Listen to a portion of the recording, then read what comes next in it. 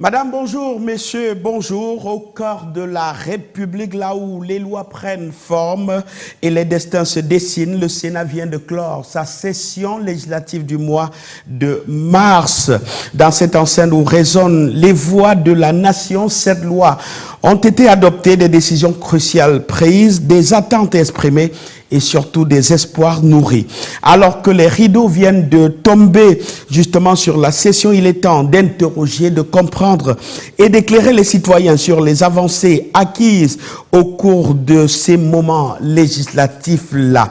C'est le temps de votre rendez-vous hebdomadaire d'analyse de l'actualité. C'est le temps de la rétro. Invité de cette édition, Paulin Joroué, il est avocat au barreau du Cameroun avec résidence à Maroua. Il est conseiller municipal à la commune de Maroua 1er. Il est conseiller, grand conseiller à la communauté urbaine de Maroua. Il est surtout président national du MDR, le mouvement démocratique pour la défense de la République. Il est sénateur MDR de l'extrême nord. Paulin Joroué, bienvenue à Canal 2, bienvenue à la rétro. Merci Arnaud, merci de l'honneur que vous me faites en m'associant à votre émission. Je voudrais profiter de l'occasion pour saluer vos millions de téléspectateurs et saluer également les militants et militants du MDR. Vous renouez le chemin de Canal 2. Il faut dire que vous étiez un habitué de Canal 2 il y a longtemps. Bien sûr, c'est une maison que je connais très bien et je voudrais d'ailleurs dire bonjour à mon collègue, le PDG de Canal 2, Chatué. Le sénateur Emmanuel Chatué. Avec qui nous sommes au Sénat, donc dire toutes mes amitiés d'ailleurs. Bienvenue, nous allons donc commencer par revisiter en images quelques faits qui ont marqué l'actualité de la semaine. C'est le round-up de l'actualité.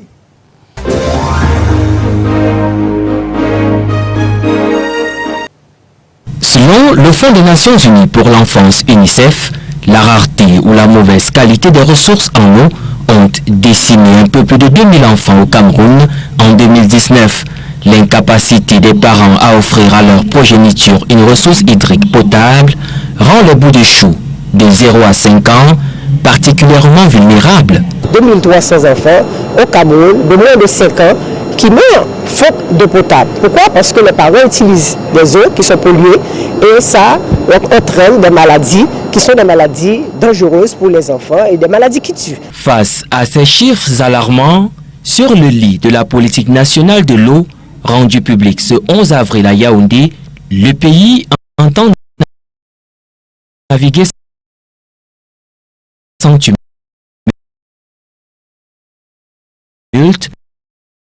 afin d'assurer la pérennisation des ressources en eau, améliorer l'approvisionnement auprès des ménages.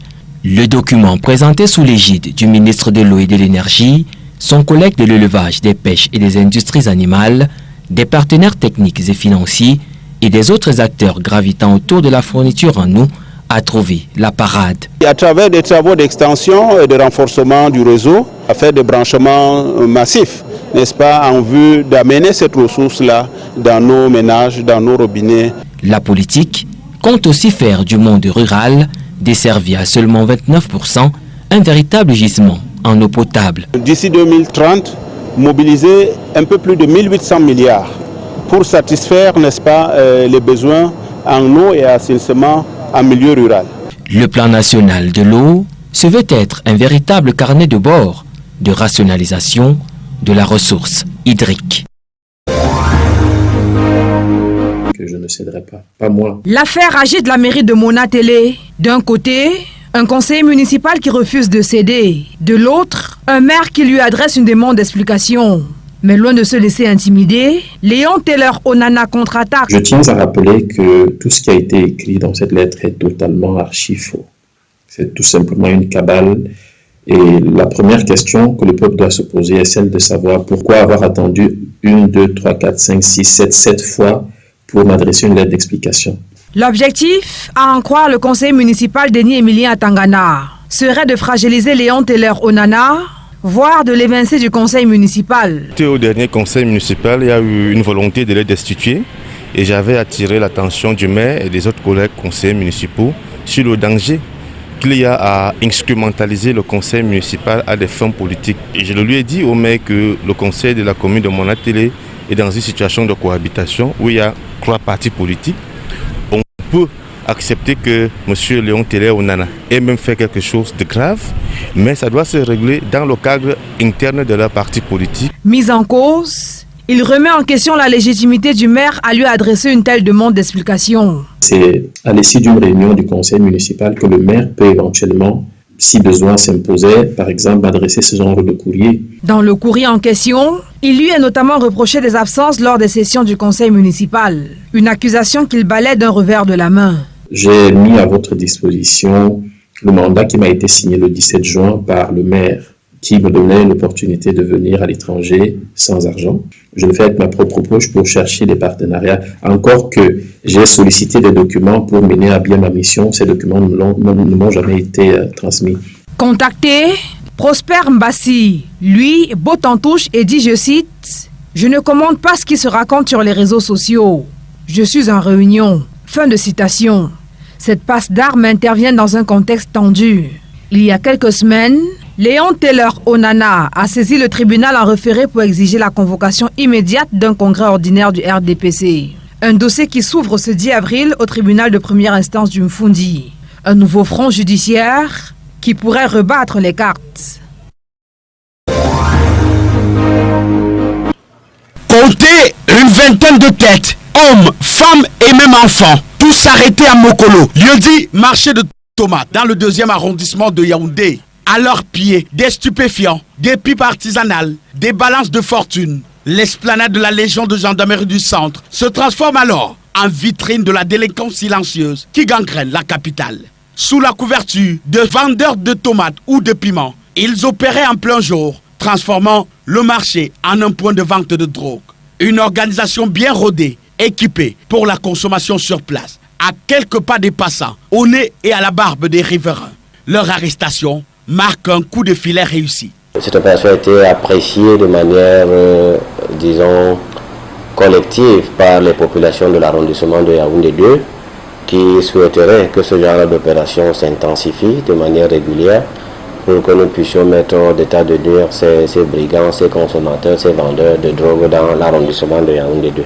L'opération a été finement orchestrée par l'état-major de la Légion de gendarmerie du centre. Objectif: démanteler ce réseau bien implanté qui dissimulait son trafic sous des activités commerciales légales pour inonder la rue de substances illicites. Ce n'est pas qu'une simple arrestation, c'est un avertissement lancé aux trafiquants qui exploitent la vulnérabilité et l'ignorance pour nourrir un marché toxique. Nous avons beaucoup d'informations dans le domaine et nous sommes en train de planifier d'autres opérations qui vont aller crescendo de manière tous azimuts dans la ville de Yaoundé et ses environs. Le marché Mokolo a été frappé, mais pour les forces de l'ordre, ce n'est qu'une étape. La traque ne fait que commencer.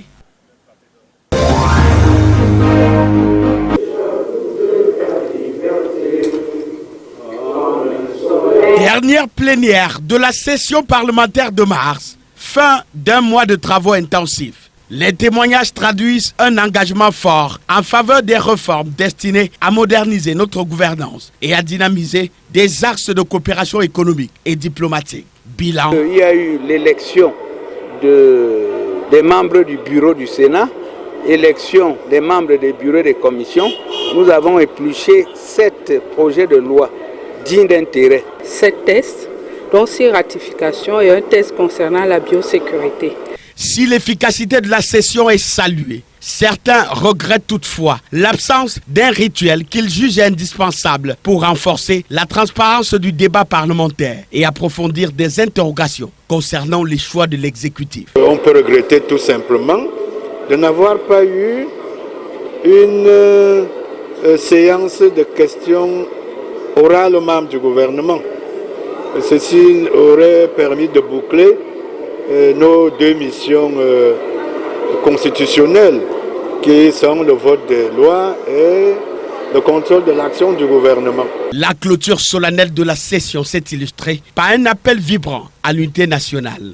Dans le discours de fin, le premier vice-président en faveur d'une coopération renforcée mobilise les forces politiques autour du grand chef. Nous devons apporter tout notre soutien au président de la République dans toutes ces entreprises visant à trouver des réponses aux attentes des Camerounais en termes de bien-être et de justice sociale. Ce bilan contrasté entre une efficacité législative remarquable et le besoin d'un débat parlementaire plus ouvert témoigne de la détermination du Sénat à faire évoluer sa double mission de contrôle et de réforme.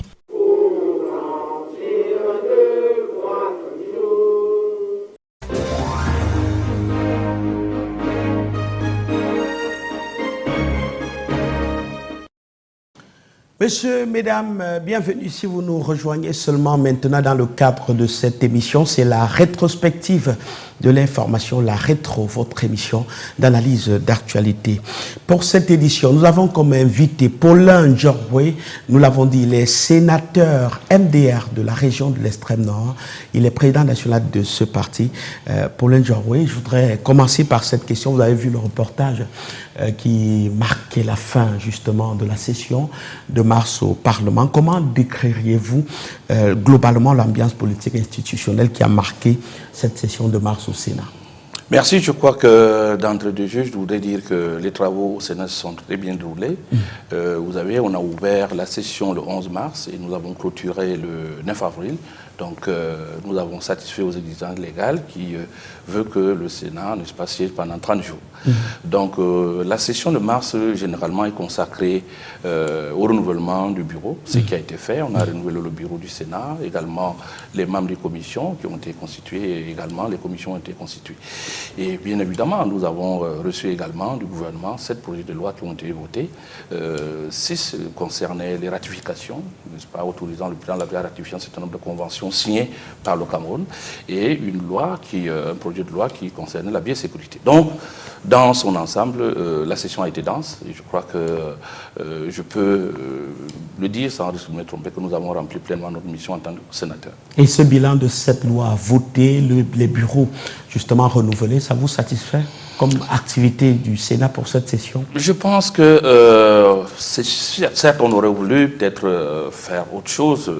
Vous avez suivi tout à l'heure dans le reportage, certains collègues se plaignent de ce qu'il n'y a pas eu la possibilité pour les sénateurs, n'est-ce pas, de poser des questions orales au membres du gouvernement.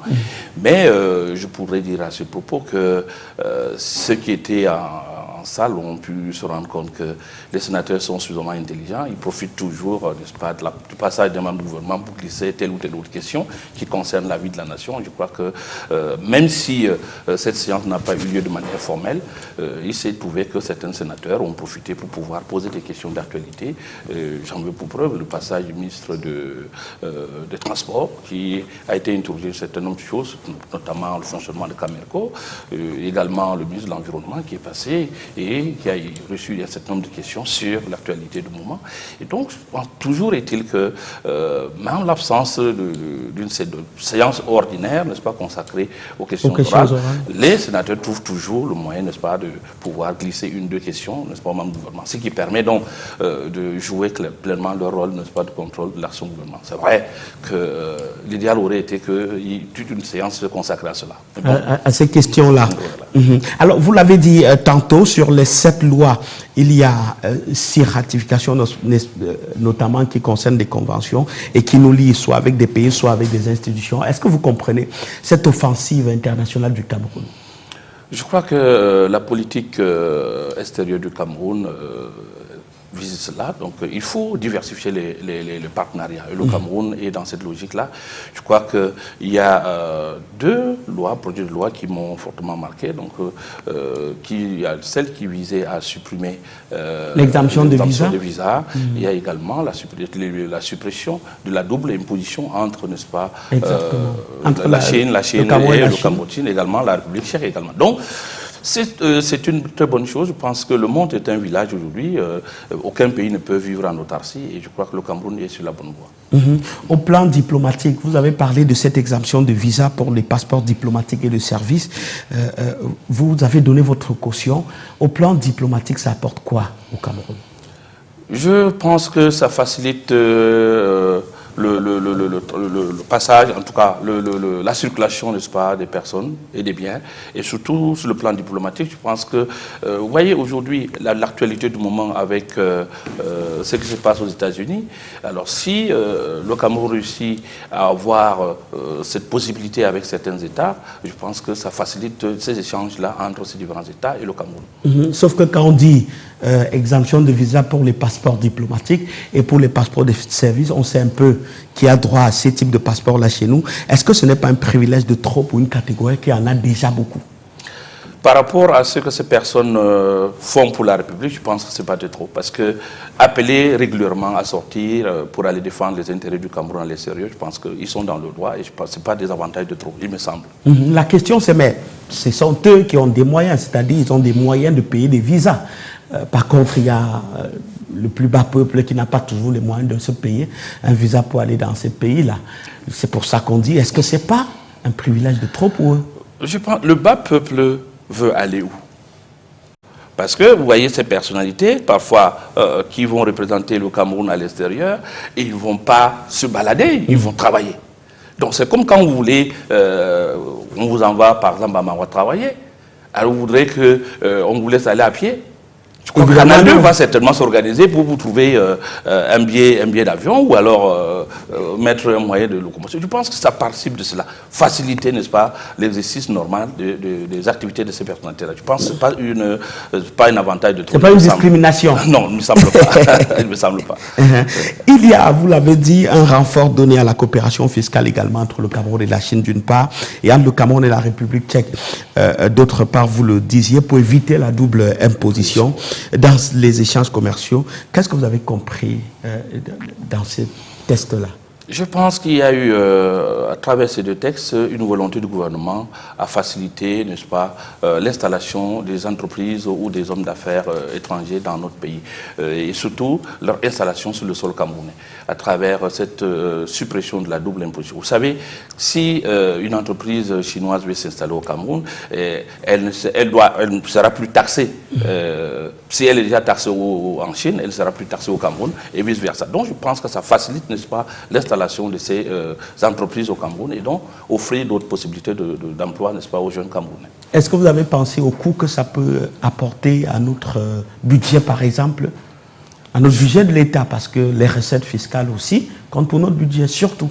Vous savez, si une entreprise s'installe, elle va payer des impôts d'une certaine manière. Donc, certainement, fera rentrer de l'argent dans les caisses de l'État. Donc, il ne faut pas voir seulement l'exemption n'est-ce pas, de l'impôt sur... C'est une catégorie de personnes, c'est-à-dire que c'est sur l'impôt sur les revenus de personnes physiques et sur les sociétés, exclusivement. Donc, je pense que en invitant les sociétés étrangères à s'installer au Cameroun, on a plutôt une plus-value à travers leur présence au Cameroun qui va certainement offrir des possibilités d'emploi aux Camerounais.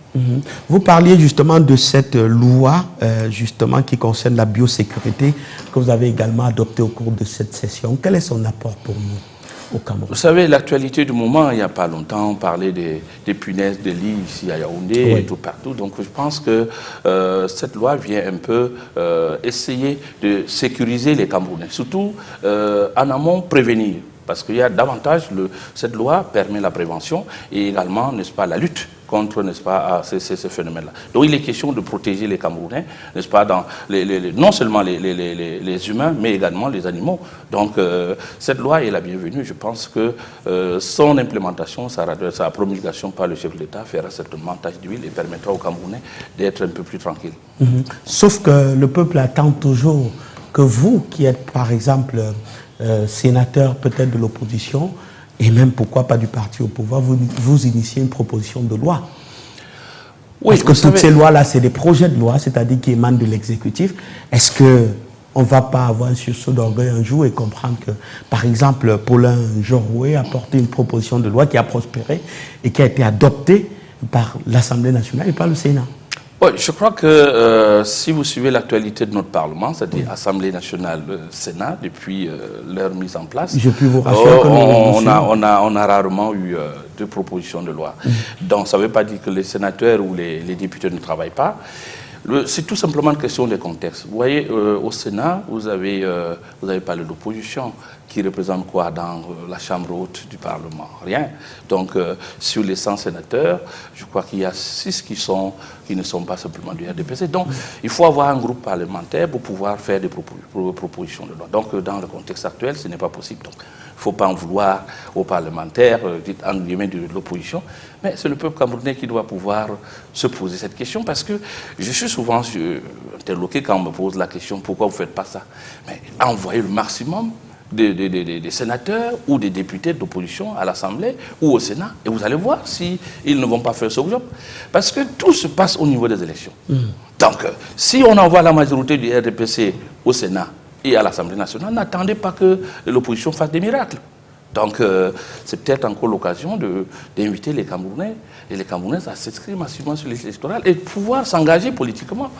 La critique est facile, bon, pourquoi vous ne faites pas? Mais ceux qui nous critiquent là, ils ont fait quoi pour que nous puissions être nombreux, avoir un groupe parlementaire, par exemple au Sénat ou à l'Assemblée? Rien. Donc, les responsabilités sont partagées, il faut que chacun fasse sa part. Et nous essayons de jouer notre partition en allant à toutes les élections et donc en essayant, n'est-ce pas, de chercher le maximum la possibilité de nous exprimer dans les deux chambres. Mais je voudrais qu'on reconnaisse que la proposition, c'est une chose, et l'adoption, l'examen et l'adoption en est une autre. Est-ce que vous pensez quand même à proposer avant que le RDPC ne vous domine au moment de l'examen et de l'adoption? Je crois que pour être pertinent, quand vous voulez faire quelque chose, donnez-vous les moyens de faire aboutir la chose. Et donc, juste faire ce cinéma-là, juste pour le folklore, moi, je n'en ai pas l'habitude. Vous ne pensez pas que la pertinence d'une proposition de loi peut convaincre le parti au pouvoir à adhérer à cette loi-là? D'abord, dans le contexte actuel, j'ai dit, la situation de la Chambre ne permet pas. Vous ne pouvez pas, pour pouvoir poser ce texte sur la table, j'ai dit, il n'y a que le groupe parlementaire qui peut le faire. Donc, l'opposition n'en a pas. Donc, même s'il y a la volonté de le faire, ça n'arrivera jamais sur la table du Sénat. Donc, autant ne pas jouer à ce jeu-là. Il faut dire que vous êtes au cœur vraiment de la cuisine des lois au Cameroun, mais on a souvent vu les lois parfois, ou bien le règlement intérieur parfois violé au sein des deux chambres, notamment à l'Assemblée nationale et au Sénat, relativement au respect des délais de dépôt des tests, par exemple. Est-ce que cette session, au moins, cela a été éradié? La question des délais des textes, généralement, revient lorsque le gouvernement doit présenter le budget de l'État. Oui. Et donc, moi, j'ai toujours eu l'habitude de le dire. En même temps que le législateur a dit impartir un délai au gouvernement pour déposer le texte, il n'a pas dit que si le gouvernement ne dépose pas ce texte dans tel délai, il y aura telle sanction. Parce que il faut le dire. La conséquence du non-dépôt de ce texte dans les délais, c'est quoi? Il n'y en a pas, la loi n'a pas prévu. Donc, vous avez vous jacasser, vous dire que bon, on n'a pas déposé dans les délais. Il n'y a pas de conséquences. Quelles conséquences? Parce que la loi, le législateur aurait été plus complet en disant, ok, vous déposez ce texte dans tel délai, si vous ne le déposez pas dans tel délai, voilà la sanction. Là, à ce moment-là, on pourrait apprécier pourquoi les sanctions ne sont pas appliquées. Mais dans le cas d'espèce, on dit qu'il faut déposer dans tel délai, mais ce n'est pas fait. Bon, je crois que ce n'est pas une volonté manifeste de toujours le faire, mais je crois qu'il y a des efforts qui ont été faits. Vous savez, la dernière fois, on a reçu les textes en novembre, le projet budget un peu plus tôt que les années antérieures. Donc, il y a des avancées. Un peu d'efforts, même si le délai n'a toujours pas été respecté. Voilà. Il y a des efforts qui sont en train d'être faits. Je pense que peut-être le budget 2026 sera déposé à temps. Donc, parce que je crois que le gouvernement comprend la nécessité de mettre cet outil-là à la disposition des parlementaires dans les délais pour leur permettre de faire effectivement leur travail. Est-ce que le fait qu'il n'y ait pas de conséquences à la violation de cette disposition-là ne vous donne pas l'idée de proposer un amendement? Oui, j'ai dit même l'amendement que vous suggérez, j'ai dit dans quel cadre on peut le proposer. Nous retrouvons également dans la situation des lois dont on a parlé tantôt. Donc, la minorité. Voilà. Alors, au cours de cette session, vous avez également reconduit la quasi-totalité des dirigeants, tant de la Chambre entière que des commissions. Est-ce que c'est une démocratie de maintien que vous avez finalement adoptée là-bas, ou est-ce que vous aussi, vous n'avez pas soif du changement? Bon, je crois que... Parce qu'il faut dire que la quasi-totalité des membres du bureau de la Chambre ont pratiquement été reconduits. Bon, quelques changements au niveau des commissions, peut-être dus aux personnes qui sont décédées. Est-ce que c'est une démocratie de maintien? Déjà, il faut le dire à vos téléspectateurs, la configuration du Sénat telle qu'elle est actuellement ne vous permet pas d'avoir autre proposition que celle qui a été proposée. Vous avez constaté qu'on a reconduit le même bureau de l'année dernière. Et dans les commissions, c'est la même chose. Parce que quoi? On a qu'un seul groupe, c'est le groupe RDPC, et c'est ce groupe qui propose, et voilà, qui a la majorité qui vote. Donc, n'attendez pas que moi, le seul sénateur du MDR, je vienne créer peut-être une situation en disant, bon, moi, je suis candidat à la présidence du Sénat pour avoir comme ma seule voix. Donc, il faut éviter le ridicule. Je crois qu'il faut savoir lire les signes des temps et puis lire dans la boule de cristal. Est-ce que vous êtes en train de nous dire que là-bas, les partis d'opposition sont des faire-valoir uniquement? Pas de faire valoir, parce que quand on est sénateur de la République.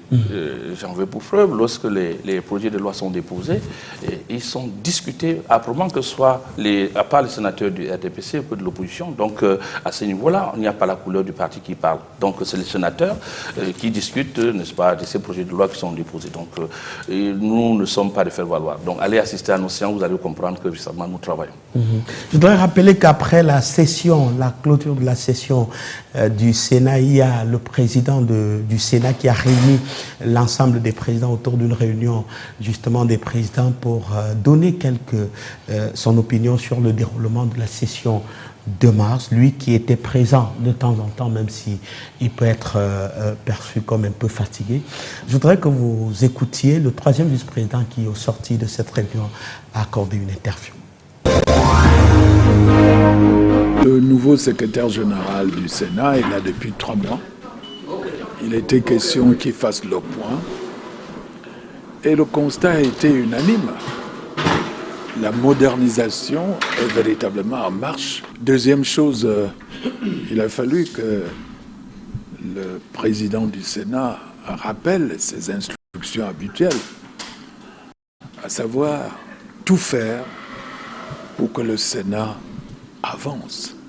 En particulier, il a chargé le premier vice d'une mission importante, à savoir prendre des mesures à travers les travaux d'une commission pour que le Sénat ait aussi son siège.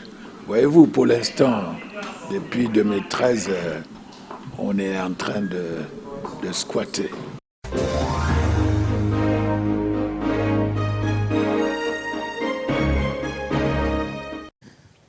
Alors, Paul Njoré, vous avez écouté le sénateur Kili, le troisième vice-président du Sénat. Il parle de cette affaire de siège.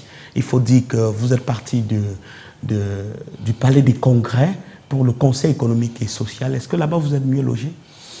Oui, je crois que les conditions de travail au niveau du Conseil économique et social sont meilleures que là où nous étions au Palais du Congrès, parce que il y a quand même, c'est meilleur dans tous les cas. Et c'est vrai, comme le dit le vice-président, on s'attend à ce que véritablement le Sénat ait son siège pour permettre véritablement aux sénateurs de travailler en toute quiétude. Mais la question, c'est à quand ce siège-là? Est-ce que ça ne vous arrive pas tout souvent de débattre entre vous, de vous offrir un siège aussi digne du Sénat? On a vu le siège de l'Assemblée nationale, vous êtes en train de squatter. Ce sont les mots du vice-président du Sénat au Conseil économique et social. C'est une institution de la République, vous êtes la deuxième. Qu'est-ce qui manque au Sénat pour avoir un siège? Je crois que c'est tout un processus. Vous avez vu, vous avez parlé de l'Assemblée nationale, qui est une vieille institution. Ce n'est que l'année dernière qu'on a inauguré, n'est-ce pas, son siège, qui est très beau. Et donc le Conseil économique. Le nouveau, parce qu'il avait un ancien siège dont l'incendie a ravagé. C'est-à-dire qu'entre le nouveau et l'ancien, il n'y a pas photo. Donc c'est clair. Donc également, vous prenez le Conseil économique et social, qui est une vieille institution également. Ce n'est que cette année qu'on a inauguré le siège. Donc, je pense que, comme l'a dit le vice-président, le président du Sénat a donné des instructions pour qu'une commission soit créée pour examiner la possibilité, n'est-ce pas, d'avoir un siège. pour le Sénat. Je crois que ça sera fait. Donc cette commission certainement sera mise sur pied et fera des propositions. Les études seront faites et le gouvernement va certainement apprécier la possibilité de mettre les moyens pour que le Sénat ait son siège. Donc ce serait une bonne chose. C'est pour d'ailleurs faciliter le travail des sénateurs. On l'a dit, Paulin Joroué, vous êtes également président national du MDR, le Mouvement démocratique pour la défense de la République. Vous êtes le président national depuis le décès de Daïkolé Daïsala. Comment va le parti? Je peux vous dire que le MDR se porte bien. Nous avons certainement, après le décès de notre président fondateur, eu quelques petits soucis qui sont normaux. Généralement dans la vie de toutes les associations. Lorsque le fondateur n'est pas là, il y a toujours des petits soucis, mais après, Dieu merci, nous nous sommes remis de cette disparition et nous sommes en train de travailler aujourd'hui. Nous essayons de reprendre du poil de la bête, reconquérir nos espaces, déjà dit. Donc aujourd'hui, le MDR est déjà implanté sur les 10 régions sur 6, où nous avons des structures qui existent. Et donc nous essayons maintenant nous projeter pour les échéances futures. Vous savez, nous avons les élections présidentielles en octobre. Dans le MDR, lors de son dernier congrès, la convention du 5-6 octobre à Marois, donc a décidé de rester fidèle à la politique tracée par son feu président, donc en soutenant la candidature du président national du RDPC, parce que on le dit, les textes du RDP disent que le président du parti est le candidat naturel, donc c'est notre candidat commun déjà. Donc et le MDR se projette déjà également pour les législatives municipales de 2026. Nous sommes déjà à pied d'œuvre sur le terrain pour identifier déjà les circonscriptions où nous pouvons candidater et surtout présenter des listes et identifier également, n'est-ce pas, nos potentiels candidats déjà pour les élections 2026. Donc nous sommes à pied d'œuvre sur le terrain et Dieu merci, je pense que tout se passe très bien. Alors pour la présidentielle, vous avez dit, vous vous couchez un peu sur le socle de votre alliance avec le RDPC. Pour les municipales et les législatives, il faut dire que vous avez une forte empreinte dans les régions, les régions septentrionales. Exactement. Alors, quelle est la stratégie que vous adoptez en interne pour conquérir le maximum de sièges? Vous savez, le MDR déjà pour l'instant c'est 3 communes, 2 députés, un sénateur et des conseillers municipaux. Donc l'ambition du parti c'est de faire mieux parce que lorsque vous héritez d'un actif comme ceci, l'ambition, l'objectif, c'est de faire mieux. Donc, nous ambitionnons de revenir en 2026 avec un groupe parlementaire ou à l'Assemblée, pourquoi pas, et le maximum de communes. Parce que nous avons compris, à travers le Code général de collectivité territoriale décentralisée et la volonté de l'État décentralisé, que le bien-être des Camerounais ou de nos populations, surtout rurales, ne pourra venir que de nos communes de collectivité territoriale décentralisée. Donc, nous allons mettre un accent particulier sur les collectivités pour en avoir le maximum.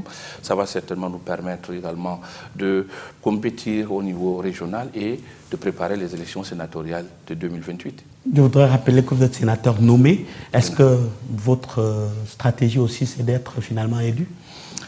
Pourquoi pas? Quand vous voyez comment je développe, je déploie déjà notre stratégiste. Donc, si nous avons le maximum des conseillers municipaux, des mairies, et les grands électeurs des sénateurs, c'est les conseillers municipaux. Donc, cela va sans dire que l'ambition, c'est qu'en 2028, nous puissions présenter une liste comme nous l'avons présenté en 2023, mais avec cette fois-ci la possibilité de remporter.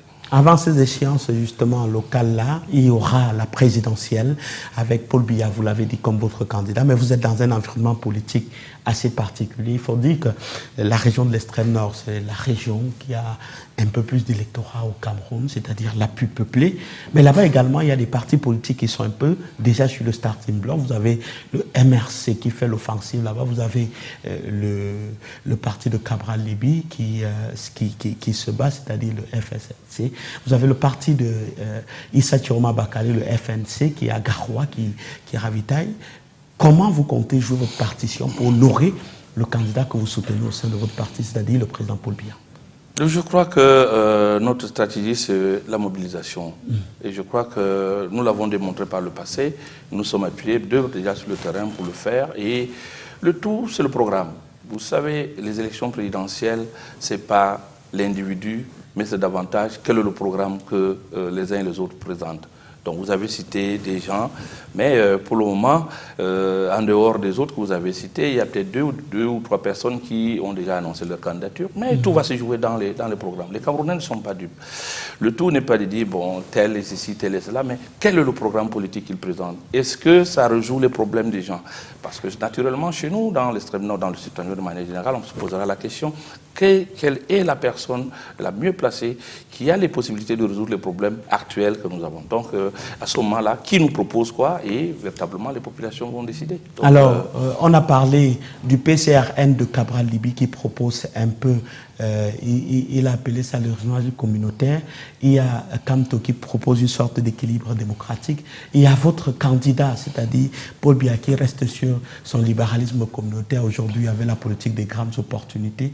Vous pensez que cela, aujourd'hui, vu l'état de l'extrême nord, parle, quel est je vais dire quoi, quelle est l'option qui parle le plus aux populations de l'extrême nord? Je crois que c'est celui que nous avons, qui est au pouvoir, avec qui nous travaillons, qui, lorsque vous évaluez, parce qu'il faut aussi évaluer les bilans, les 7 ans qui est en train de s'achever. Qu'est-ce qui a été fait, qu'est-ce qui n'a pas été fait? C'est par là qu'il faut commencer. Je crois qu'il y a des efforts qui ont été faits dans la résolution, parce que le président de la République, il dit souvent, ma volonté d'améliorer les conditions de vie des Camerounais. Vous avez vu cette volonté-là? Donc je crois qu'il y a une réelle volonté. Je crois qu'il est au quotidien, n'est-ce pas, aux côtés des populations à travers... Est-ce qu'il est allé au-delà de la volonté? Si, bien sûr. Au-delà de la volonté, il y a les actions concrètes. Vous savez, l'extrême nord a été frappé par des multiples catastrophes ces dernières années. Et donc, nous avons constaté que le président de la République était aux côtés des populations de l'extrême nord. Et donc, à travers différentes actions qui ont été posées, c'est vrai qu'on peut dire peut faire mieux. Il y a des choses à faire qui ont été faites également. Et donc, nous attendons encore bien d'autres choses. Et en attendant, vous, sénateur qui êtes un peu son bras opérationnel aujourd'hui, si on vous demandait de jeter un regard, il y a votre mandature qui est en train de se terminer. Est-ce que les populations, quand on va prononcer le nom de Paulin Njoré, sénateur MDR de l'extrême nord, comment ça retentit dans leur tête? Un sénateur qui a apporté quoi? Je crois que je ne peux pas être à la fois juge et parti. Le moment venu, les populations apprécieront qu'est-ce que j'ai fait, qu'est-ce que j'ai apporté. Parce que je n'aime pas souvent parler de moi, parler de ce que je fais. Il vaut mieux laisser la possibilité aux électeurs, aux populations d'apprécier ce que vous faites. Parce que parler de soi, parfois, c'est une faiblesse pour moi, je pense. On vous a présenté, et on l'a compris, vous êtes conseiller municipal à la commune de Maroua 1er. Vous êtes grand conseiller à la communauté urbaine de Maroua. Vous êtes sénateur. Est-ce que dans votre parti, il n'y a pas d'autres personnes qui puissent s'occuper de ce poste? Pourquoi dans toutes ces instances-là, c'est Paulin Njoré? Je crois que au niveau de la commune de Maroua 1er, j'ai conduit la liste du MDR aux élections municipales. D'ailleurs, c'est depuis 2007 que je conduis la liste du MDR. Donc, je suis à mon 3e mandat en tant que conseiller municipal. Donc, naturellement, il s'est trouvé que cette commune est partagée entre 5 partis politiques, y compris dans le MDR, donc je suis là. Et au niveau de la communauté urbaine, vous savez, les communes d'arrondissement désignent, n'est-ce pas, des représentants au niveau de la communauté urbaine, et il s'est trouvé que j'ai été choisi parmi, n'est-ce pas, ceux qui représentent la commune de Maroua 1er au niveau de la communauté urbaine. Donc, et au Sénat, c'est le président de la République. Au Sénat, donc, c'est la volonté, n'est-ce pas, personnelle du chef de l'État qui a fait de moi ce sénateur. Donc, vous comprenez que je n'y suis pour rien. Donc, je fais ce que j'ai à faire. Les autres font les leurs aussi. Voilà. Alors, vous parliez tantôt de l'attention du président de la République, notamment Paul Biya, pour la région de l'extrême nord. On l'a vu, il a envoyé un émissaire là-bas, le ministre d'État, secrétaire général de la présidente de la République, et il avait été bloqué par un certain nombre d'élus de l'extrême nord. Comment vous, élus de l'extrême nord, avez interprété cet acte-là? Moi, je pense qu'il s'est peut-être agi d'une incompréhension, parce que quand l'émissaire du chef de l'État arrive quelque part, naturellement, il est porteur d'un message et il ne doit pas seulement délivrer son message. Les populations ont également des attentes et souhaiteraient échanger avec ce représentant du chef de l'État. Et je crois que c'est ce que les populations ont exprimé dans le logo Nechari. Ils ont souhaité discuter, échanger également de leurs préoccupations avec le représentant du chef de l'État. Et ce qui a été fait, je pense que tout est rentré dans l'ordre, tout simplement. Donc le malentendu a été dissipé. Je crois que c'est pour le plus grand bien de tous. Alors vous pensez que cela n'a pas apporté une teinte négative à l'aura qu'avait le président de la République, le président national du parti RDPC, le parti que vous soutenez dans la région de l'Extrême Nord? Non, je ne pense pas, parce que le tout, c'est finalement, est-ce qu'on est arrivé à s'accorder? Parce que les gens ont vu les images, dans les réseaux sociaux, on a interprété ça diversement, mais qu'est-ce que les gens ont voulu envoyer comme message par exemple, aux représentants de l'État? Vous ne pouvez pas venir et partir sans nous écouter. Prenez le temps de nous écouter, nous avons à vous dire. Et il a accepté, n'est-ce pas, de rester et d'écouter. Et les gens ont dit ce qu'ils devaient lui dire, et pour qu'il puisse le porter au chef de l'État. Je crois que c'est tout à fait normal dans la vie.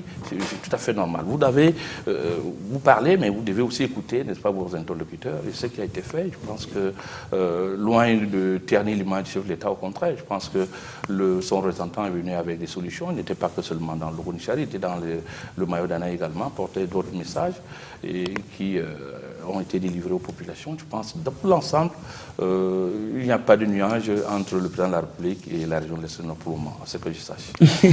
Et ce qui mobilise généralement, là-bas, vous avez parlé de catastrophes naturelles, c'est devenu tellement récurrent qu'on se pose la question, mais qu'est-ce qui bloque pour que l'État trouve une solution définitive à la situation de l'Extrême Nord?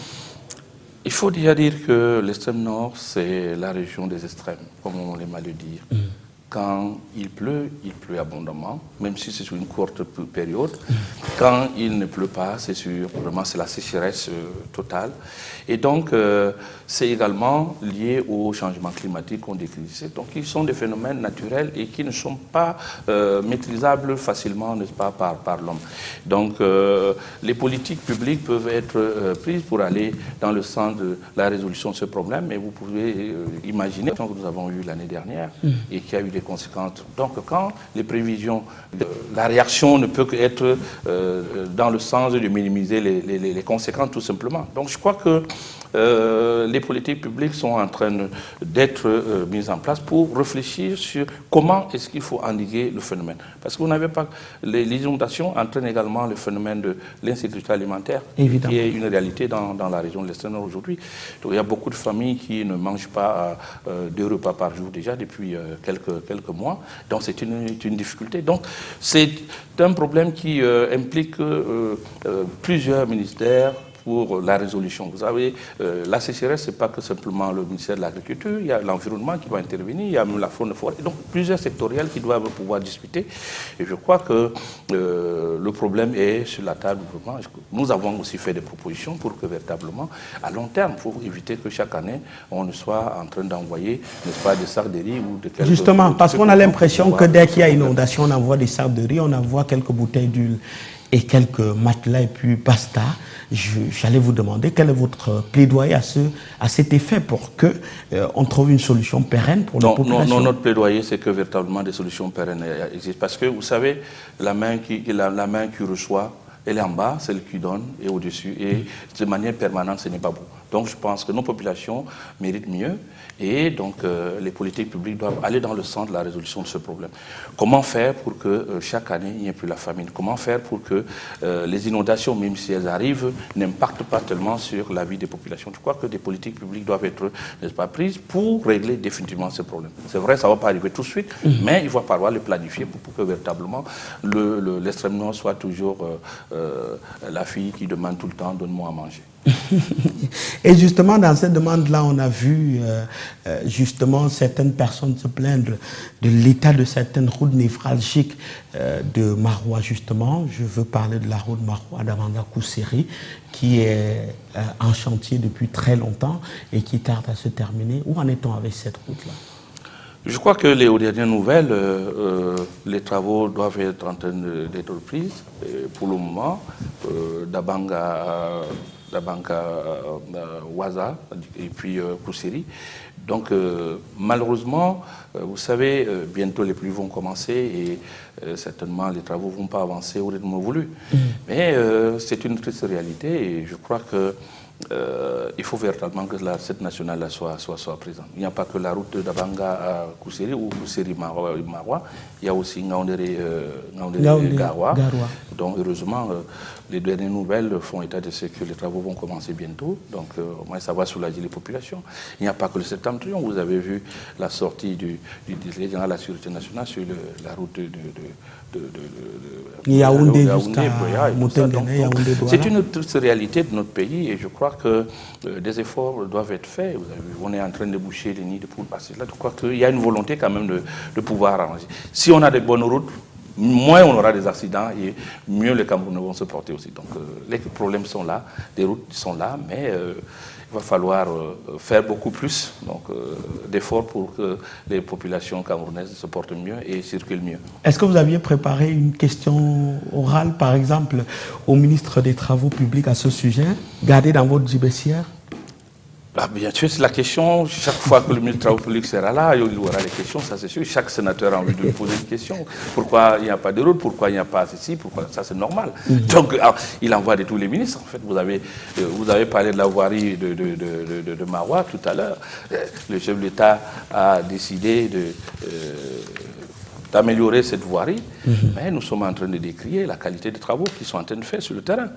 Donc, ce dont le chef de l'État, il est en train d'être pas fait selon les règles de l'art. Nous l'avons dénoncé. Donc, si la ministre était là, on allait lui poser la question, naturellement. Donc, vous savez que dans tous les membres du gouvernement, certainement...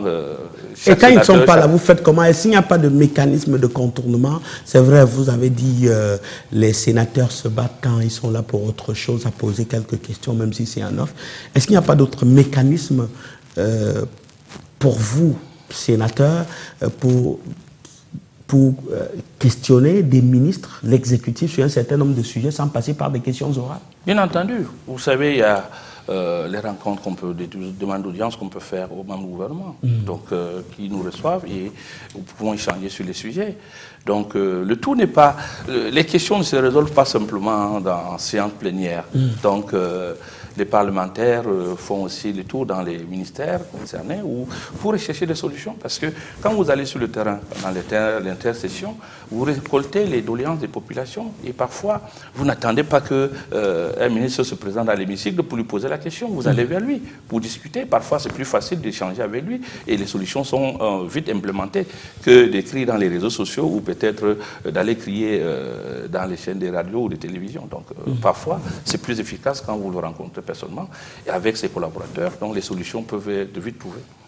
Alors, si on vous demandait de dire ou bien de nous donner quelques éléments qui concrétisent ce que vous avez dit, c'est-à-dire l'attention du président à l'extrême nord, quelles sont les réalisations de ces dernières années qui vous marquent dans la région de l'extrême nord?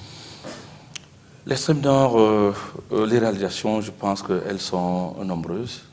Elles sont nombreuses. Quelques-unes qui marquent. Quelques-unes.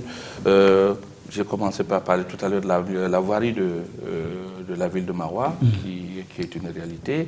Et également, il y a un certain nombre de projets qui sont dans les... J'ai été témoin, par exemple, du pont sur le Logon. Exactement, qui est une réalité qui permettra, n'est-ce pas, multiplier le flux des échanges entre le Cameroun et le Tchad et la meilleure circulation d'ailleurs entre ces deux pays.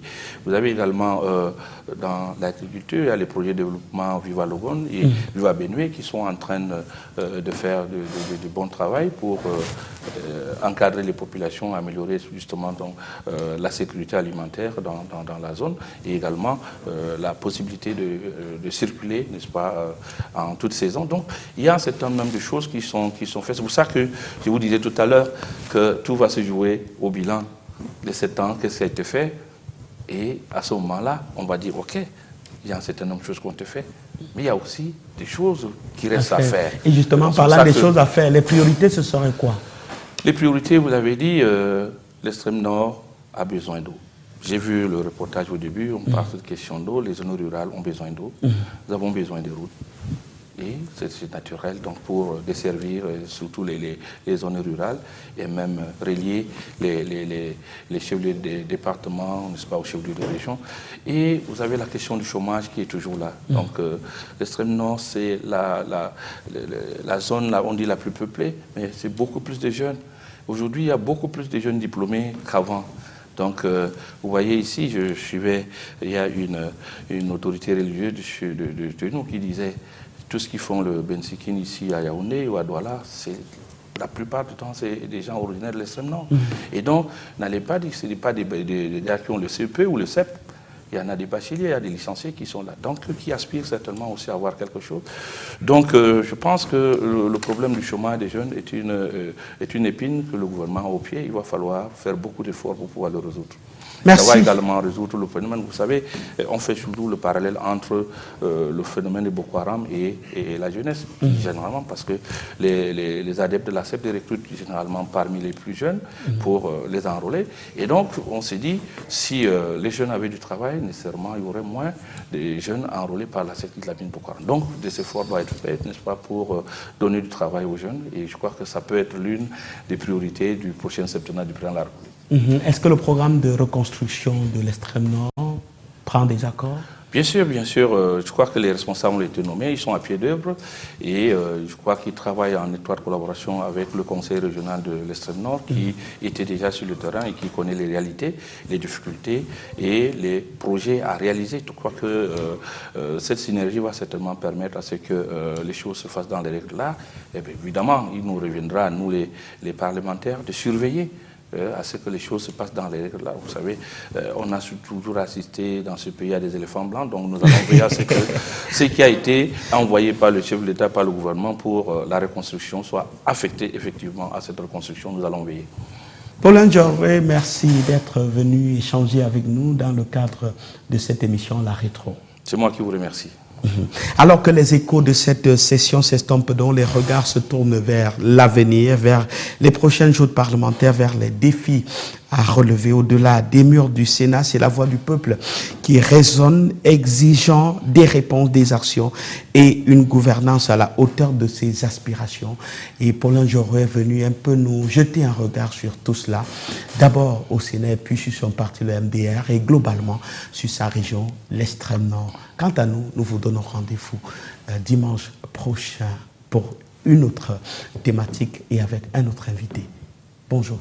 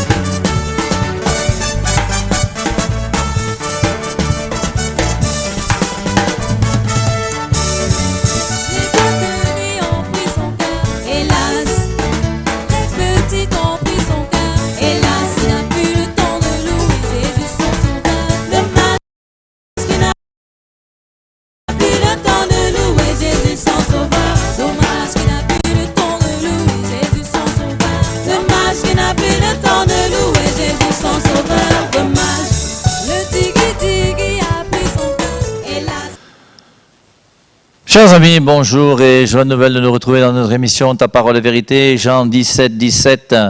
C'est important pour nous forcément de réfléchir sur la parole de Dieu qui pour nous est la vérité. Il n'y a pas de maître plus important que Jésus et Jésus seul.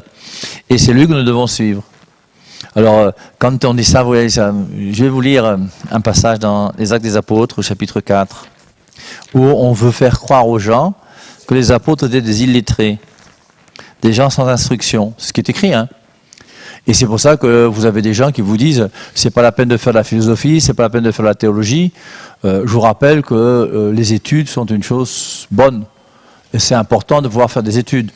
Je ne vois pas quel est le père de famille ou la mère de famille qui va accepter de mettre son enfant dans un lycée ou collège où il sait que tous les professeurs n'ont que le BEPC. Tu peux envoyer ton enfant étudier avec un professeur qui a le BEPC pour qu'il ait le probatoire ou qu'il ait le bac en terminale. Et forcément, le professeur doit être quand même éduqué pour enseigner un enfant. Et l'éducation, c'est partout pareil. Si tu veux devenir dentiste, il faut faire des études de dentiste. Si tu veux devenir mécanicien, il faut travailler avec un mécanicien. Il n'y a que pour la Bible où n'importe qui se lance comme ça et devient suffisamment intelligent parce que l'Esprit Saint... Mais ça n'a pas de sens, ça n'a ni queue ni tête. C'est encore un raisonnement stupide et idiot de gens qui, heureusement, ne cherchent pas la vérité. Alors, je vous lis quand même ce passage. Alors, avant Acte 4.13, j'ai toujours Acte 4.12 parce que c'est très joli, Acte 4.12. Le salut ne se trouve en aucun autre, car il n'y a sous le ciel aucun autre nom donné parmi les hommes par lequel nous devions être sauvés. Alors, c'est important de rappeler ça de temps en temps à nos frères des églises réveillées qui pensent qu'on a fait de Marie le nom qui sauve. Ça n'existe pas dans l'église catholique. Je vous rappelle que pour nous, Marie n'est pas Dieu. Marie n'est pas le sauveur ou la sauveuse. Quand vous avez des pasteurs comme Marcello Tunasi qui osent affirmer que l'église catholique n'est pas l'église de Jésus mais l'église de Marie, vous voyez le niveau mental de cet homme-là. Il faut quand même mettre les choses au clair. Et au bout d'un moment, vous comprenez bien que si vous voulez vous laisser guider par un aveugle, ben allez-y, il n'y a pas de souci. Mais si vous cherchez la vérité, vous allez trouver où se trouve la vérité. Alors, Acte 4.12, le salut ne se trouve en aucun autre, car il n'y a sous le ciel aucun autre nom donné parmi les hommes par lequel nous devions être sauvés. Et donc au verset 13, lorsqu'ils virent l'assurance de Pierre et de Jean. Alors ça c'est le groupe de magistrats devant lequel se retrouvent Pierre et Jean lorsqu'ils vont guérir le paralytique de la belle porte. Et donc, après avoir guéri ce paralytique, le magistrat vont récupérer Pierre et Jean, parce qu'ils vont s'apercevoir qu'il y a un miracle qui a été fait, mais comme ils sont malhonnêtes, ils ne cherchent pas à se convertir, ils cherchent simplement à détruire Pierre et Jean. Et lorsqu'ils virent l'assurance de Pierre et de Jean, ils furent étonnés, car ils se rendaient compte que c'était des gens du peuple sans instruction. Mais il faut lire le verset qui suit, comme toujours. Ils les reconnaissaient pour avoir été avec Jésus. Et je vous rappelle que ces apôtres ont été avec Jésus. Et étant avec Jésus, Jésus-Christ, c'est le Maître. Vous n'avez qu'un seul Maître, c'est le Christ. Et Jésus-Christ est le Maître par excellence. Et le Maître est plus intelligent que tous les docteurs que nous connaissons, qui ont des doctorats, qui enseignent dans les universités. Et l'enseignement du Maître Jésus pendant 3 ans vous donne plus qu'une licence. Surtout qu'en plus, la vie de Jésus avec les apôtres, c'est pas un cours magistral donné par un professeur qui arrive dans un amphithéâtre et qui donne 1 heure de cours, après il part. Jésus-Christ, lui, il vivait avec les apôtres. Il mangeait avec les apôtres. Les apôtres le voyaient se lever le matin et partir dans un endroit pour prier. Les apôtres le voyaient agir devant les petits, les pauvres, les infirmes, les boiteux, les malades, la multiplication des pains, la tempête apaisée. Et c'est pour ça que l'enseignement de Jésus-Christ fait que les apôtres ne peuvent pas être illettrés, comme l'affirment certains pasteurs qui veulent justifier qu'eux-mêmes sont illettrés et pensent qu'ainsi ils peuvent avoir l'Esprit Saint pour prêcher la bonne nouvelle. Alors aujourd'hui, 6e dimanche du temps de Carême, dimanche des rameaux et de la Passion du Seigneur. Nous avons donc 2 dimanches dans l'année où l'évangile est très long. Ces 2 dimanches, c'est justement le dimanche des rameaux, dimanche des rameaux. Et le dimanche des rameaux, on lit la Passion dans, cette année, c'est l'évangile de Luc parce que c'est l'année C. Dans l'année B, on lit Matthieu et dans l'année A, on lit Marc. Et là, nous avons la Passion dans Marc, dans Matthieu, dans Luc. Alors, on peut aussi rappeler un peu, pour le plaisir, dans Matthieu, il y a 28 chapitres. Dans Marc, il y a 16 chapitres. Dans Luc, il y a 24 chapitres. Dans Jean, comme je vous le dis toujours, on met 20 et 21. Pourquoi? Parce que ces 5 chapitres sont les chapitres qui nous parlent de la résurrection du Christ. Chacun des évangiles finit par nous dire que le Christ est ressuscité. Si le Christ n'est pas ressuscité, votre foi est vaine. Et le Christ est ressuscité, et donc notre foi n'est pas vaine. Et nous avons raison de croire en ce Jésus-Christ. Sopho à la carrière n'est pas ressuscité, Camden Mieux-d'Or non plus, enfin, tous ces gens qui sont là, aucun Martin Luther non plus, que les choses soient claires. Donc, Matthieu 26, Matthieu 27, si Jésus-Christ ressuscite dans Matthieu 28, c'est qu'il est mort en Matthieu 27. Dans Marc, il ressuscite au chapitre 16, il meurt au chapitre 15. Dans Luc, il ressuscite au chapitre 24, donc il meurt au chapitre 23. Dans Jean, c'est le chapitre 19. Si vous cherchez le passage dans les évangiles où Jésus-Christ dit à la croix « Voici ta mère » et « Voici ton fils », il s'adresse à qui? À Jean. Et forcément, donc, nous sommes dans l'évangile de Jean. Et dans l'évangile de Jean, Jésus-Christ est en train de mourir, c'est donc le chapitre 19. Et c'est dans Jean chapitre 19, verset 27, que Jésus-Christ dit à Marie, voici ton fils, voici ta mère. Ça, c'est la mort. Et juste avant ça, c'est l'arrestation. Matthieu 26, Marc 14, Luc 22 et Jean 18. Je vous avais dit déjà que Matthieu, Marc et Luc parlent de la scène. Saint Jean ne parle pas de la scène. Et la scène, donc vous allez trouver ça dans Matthieu 26, dans Marc 14, dans Luc 22. Donc, chaque année, le dimanche des Rameaux, lors de l'année A, on lit Matthieu 26, 27. Lors de l'année B, c'est l'évangile de Marc, on lit Marc chapitre 14 et 15. Cette année, c'est l'année C, et on lit Luc 22, 23. Voilà. Alors forcément, c'est un évangile qui est un peu long. Et on va rester debout pendant un certain temps. Alors, les plus vieux, restez assis. Ceux qui sont plus jeunes, restez debout, n'ayez pas peur. L'évangile, c'est vrai, il est un peu long. On a en plus, avant ça, une petite cérémonie particulière pour les rameaux, où on bénit les rameaux en général en dehors de l'église. Et puis on entre avec ces rameaux dans l'église pour se rappeler que Jésus-Christ est entré dans la ville de Jérusalem en triomphe et que la ville de Jérusalem l'a acclamé en disant « Béni soit celui qui vient au nom du Seigneur ». Maintenant, ce dimanche des rameaux, là, on a Matthieu 26, Marc 14, Luc 22, 23, comme je vous ai dit. Et cette semaine, le vendredi saint, il y aura un office qu'on appelle l'office de la croix à 15h. Et tous les samedis saints de l'année, pendant l'office de la croix à 15h, on lit l'évangile de la Passion dans Jean. Donc c'est Jean, chapitre 18 et 19. Donc, on lit Matthieu, l'année A, Marc l'année B, Luc l'année C, et l'année ABC le vendredi, on lit Jean 18, 19. Bon, c'est juste pour la liturgie. Maintenant, l'important, c'est d'essayer de comprendre, vous voyez, tout ce qui est dit à travers ce passage très beau, qui est le passage de la passion de Jésus-Christ. Alors, on voit donc le peuple qui va acclamer Jésus-Christ, qui va monter sur le petit âne, et en montant sur le petit âne, va entrer dans la ville de Jérusalem et va être acclamé par le peuple juif. Et le peuple juif va dire, béni soit celui qui vient, le roi au nom du Seigneur, paix dans le ciel et gloire au plus haut des cieux. Et comme toujours, la foule, elle est contente de reconnaître en Jésus-Christ le Messie qui arrive, et forcément, on a donc quelques pharisiens, toujours eux, qui se trouvaient dans la foule dire à Jésus, « Maître, réprimande tes disciples. » Mais il prit la parole en disant, « Je vous le dis, si eux se taisent, les pierres crieront. » Et ça sera donc la liturgie donc, préparatoire de ce dimanche, où on va bénir les rameaux, et ensuite on va rentrer dans l'église, chacun avec ses rameaux, et le prêtre qui va symboliser le Christ roi qui rentre dans la ville de Jérusalem, « Béni soit celui qui vient au nom du Seigneur. » Alors après, dans l'évangile est tellement long que je ne vais pas le lire avec vous.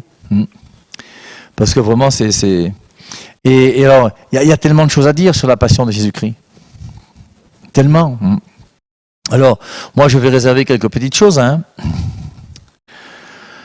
Celui qui s'appelait Judas, l'un des 12, marchait à leur tête. Il s'approcha de Jésus pour lui donner un baiser.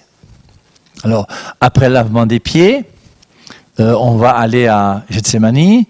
À Gethsémani, on connaît la prière de Jésus-Christ. Et puis, c'est là où Judas va venir avec les soldats du temple pour trahir Jésus. Et il va trahir Jésus-Christ par un baiser. Celui qui s'appelait Judas, l'un des 12, marchait à leur tête. Il s'approcha de Jésus pour lui donner un baiser. Jésus lui dit, « Judas, c'est par un baiser que tu livres le Fils de l'homme. » Et ce qui était bizarre d'ailleurs dans cette histoire des 12, vous voyez. Alors, rappelons-nous, parmi les 12, il y en a un qui s'appelait Judas. Personnellement, je crois que c'est bien de savoir qu'il y a 1 sur 12 qui est pourri. Parmi les apôtres, il y en a un qui est pourri. Donc si vous connaissez 12 prêtres, sur 12 prêtres, s'il y en a un qui est pourri, c'est pas gênant. Si vous connaissez 12 évêques, si parmi les 12 évêques, il y en a un qui est pourri, c'est normal. Si parmi les fidèles, sur les 12 fidèles, vous trouvez un qui est pourri, on est toujours dans les mêmes statistiques que celles de Jésus-Christ à l'époque. Et c'est pour ça que le fait que Judas fasse partie des 12 est aussi quelque chose de très important. Parce que ça montre quelque part que Jésus-Christ lui-même n'a pas réussi à convaincre Judas. Donc ne crois pas, toi, que dans ta vie, tu vas réussir à convertir le monde entier. Tu dois prendre tous les moyens les meilleurs, tous les arguments les meilleurs pour essayer de présenter l'évangile de Jésus-Christ de la manière la plus positive. Je vous rappelle que l'évangile de Jésus-Christ ne s'impose pas, mais l'évangile de Jésus-Christ se propose. Et nous devons proposer l'évangile de Jésus-Christ de la manière la plus simple, la plus vraie, la plus plausible possible. C'est pour ça que c'est important de chercher des arguments pour être capable de justifier sa foi et de présenter sa foi à ceux qui ont du mal à croire. Alors, le fait que Judas fasse partie des 12, ça permet de comprendre aussi pourquoi nous avons dans l'Église des prêtres pédophiles. Alors, je ne justifie pas les prêtres pédophiles, c'est pas ça. Et au moins, je reconnais avec mon Église que nous, dans notre Église, on a mis de la propreté dans cette histoire. Et je crois que nous sommes la seule institution au monde à avoir mis de la propreté par rapport à la pédophilie. Ce serait bien qu'on fasse la même chose dans tous les ministères de l'éducation de tous les pays du monde entier. Et donc, s'il y a des prêtres pédophiles, s'il y a des prêtres qui sont bizarres, des prêtres voleurs, des prêtres tout ce que rappelons-nous que parmi les 12, il y en a un qui s'appelait Judas. Et c'est pas parce que Judas a trahi, et c'est pas parce que Judas a été mauvais et a agi d'une manière mauvaise, et je crois personnellement que Judas est même en enfer. Parce que lorsqu'on lit Jean chapitre 17, le verset 12, que je vais vous lire, on s'aperçoit quand même que Judas là est quand même mal barré, hein. Jean 17, c'est la grande prière que le Fils fait juste avant d'entrer dans sa passion. Au verset 12, il dit « Lorsque j'étais avec eux, je gardais en ton nom ce que tu m'as donné. Je les ai préservés et aucun d'eux ne s'est perdu, sinon le fils de perdition, afin que l'écriture soit accomplie. » Et Judas est le fils de perdition. On dira dans un autre passage qu'il aurait mieux valu pour lui qu'il ne fût pas né. Et quand on dit qu'il aurait mieux valu pour lui qu'il ne fût pas né, ça montre bien qu'il n'est pas au paradis. Parce que s'il avait été au paradis, ça aurait été une bonne chose qu'il soit né. Parce que nous avons été créés pour le paradis. Alors, Judas qui fait partie des 12 et qui va trahir Jésus pour quelques pièces d'argent. Et c'est pas parce que Judas faisait partie des 12 que la doctrine de Jésus-Christ n'est pas bonne. Quand on vous dit que l'Église catholique, vous avez l'Inquisition, les croisades, l'affaire Galilée, l'esclavage, l'isme, tout ça. Alors, ceux qui veulent de vraies réponses à ces histoires-là, hein, je vous donne, pardon, c'est pas là, c'est là, je vous donne, visitez le site qui s'appelle Philosophie du christianisme.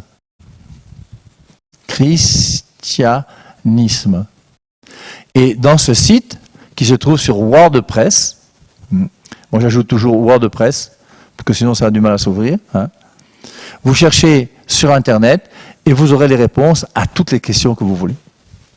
C'est un site qui a fouillé historiquement tous les documents possibles et inimaginables pour apporter une lumière sur tous les points de vue. Et dans cette philosophie du christianisme WordPress, vous aurez la réponse au fait de Nicolas V, qui est un pape où on dit qu'il a accepté qu'on puisse commettre l'esclavage. Vous verrez la réponse et vous verrez que c'est pas vrai. Vous aurez la réponse aussi à l'Inquisition. L'Inquisition est quelque chose qui a empêché la mort de milliers de personnes.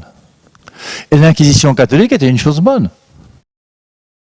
Ceux qui ont écrit contre l'Inquisition sont des gens qui ont écrit avec aucun document.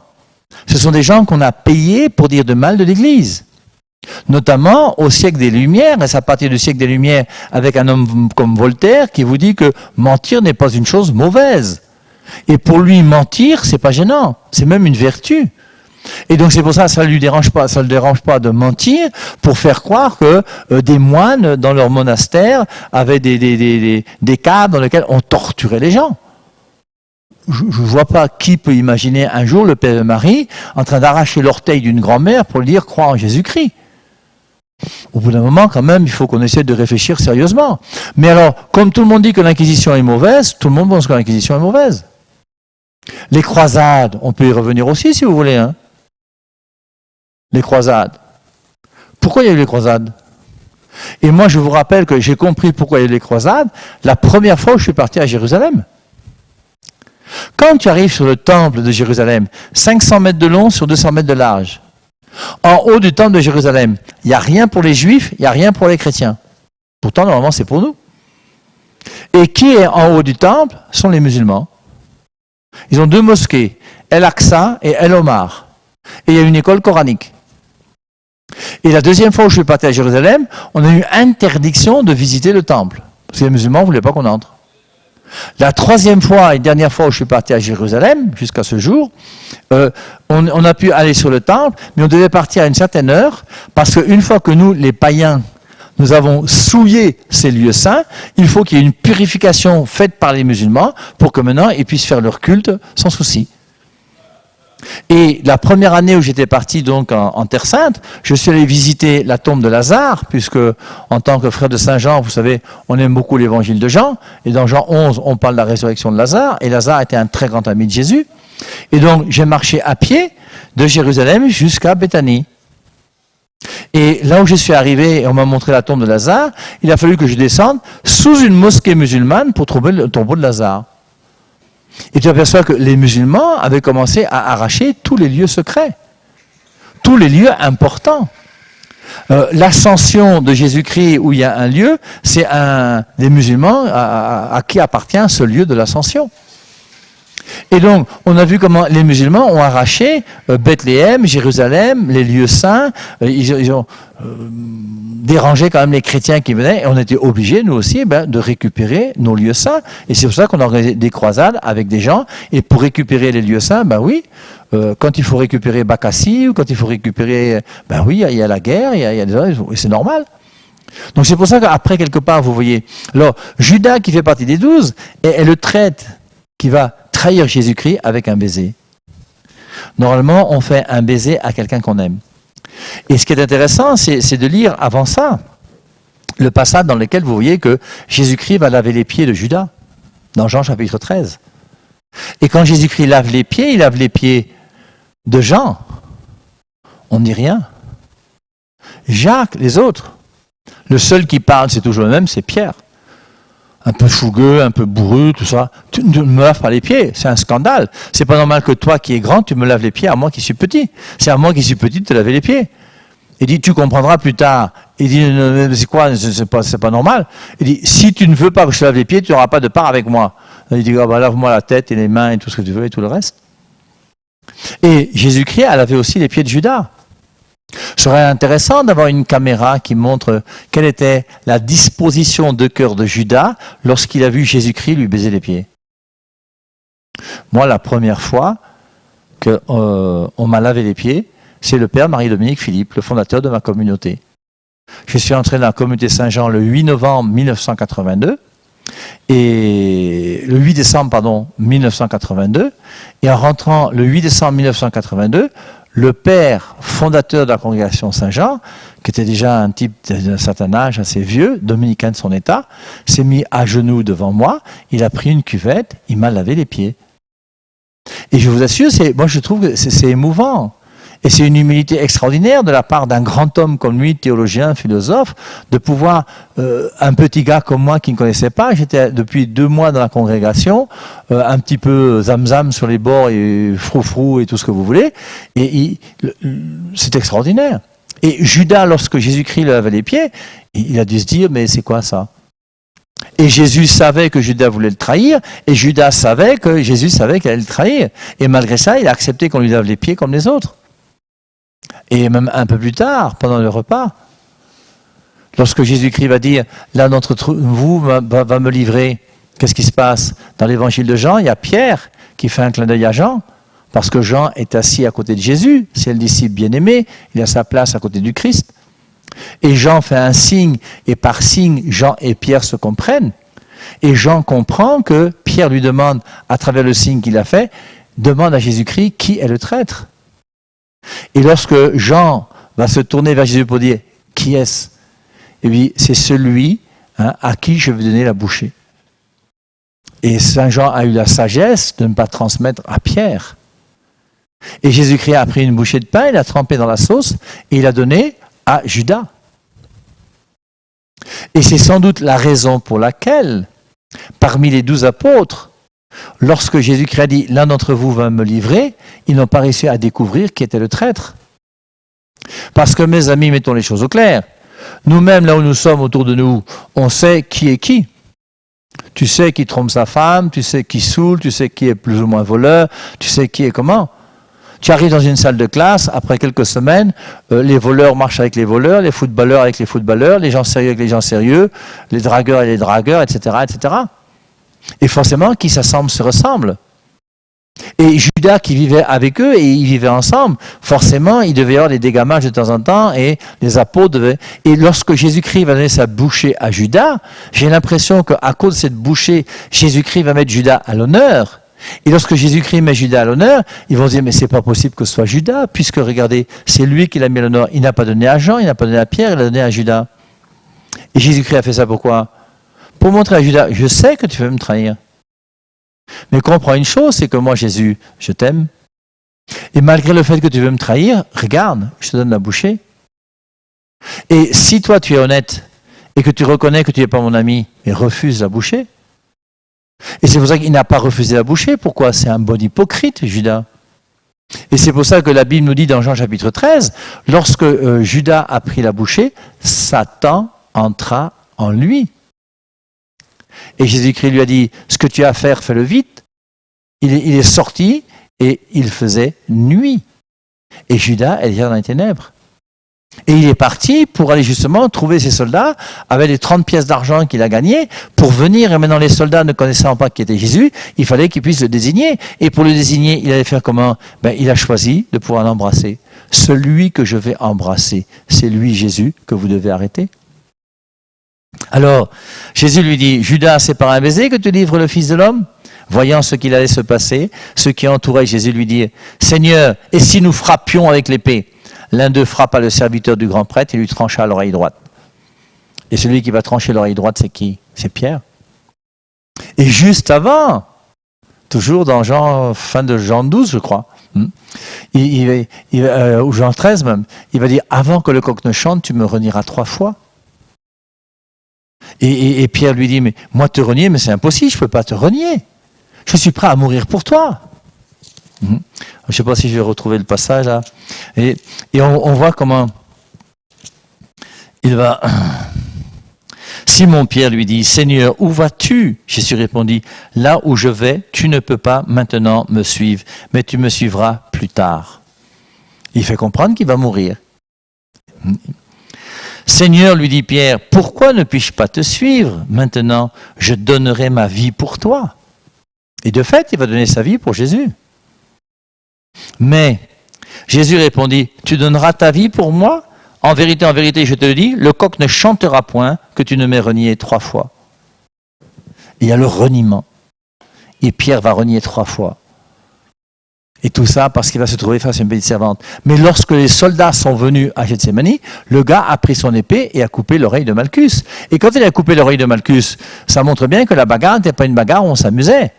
C'était vie-mort. Le sang a coulé, une oreille a été coupée. Et donc, c'était la bagarre réelle, vraie. Et Jésus-Christ va leur dire d'arrêter. Il va même réparer l'oreille de Malchus, il va la guérir. Il va faire un petit miracle. Et si j'avais été à la place de Malchus, je n'aurais pas continué à suivre quelqu'un qui est gentil comme ça. Dans l'évangile de Jean, d'ailleurs, on nous dit que lorsqu'ils arrivent dans le jardin, qu'est-ce qui se passe? Il y a Jésus-Christ va dire, qui cherchez-vous? Jésus de Nazareth. Jésus-Christ va dire, c'est moi. Et quand il dit c'est moi, 2 syllabes, tout le monde se retrouve au sol. Une force particulière te met au sol. Si tu es sage, mon ami, dans une situation pareille, tu te lèves et tu rentres chez toi et tu abandonnes l'histoire là. Mais comme les gens ont été zélés d'un zèle bizarre, ils ont continué à vouloir persécuter Jésus. Jusqu'à faire qu'il sera couronné d'épines, il sera flagellé, il sera crucifié.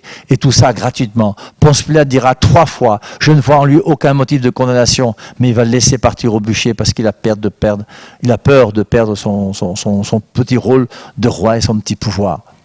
Et voilà donc la passion. Et nous rentrons dans cette passion. Et tout au long de cette semaine sainte, méditons ces textes sur la passion du Christ pour essayer de vivre une semaine sainte la plus sainte possible. Bon dimanche et à dimanche prochain. Bye bye.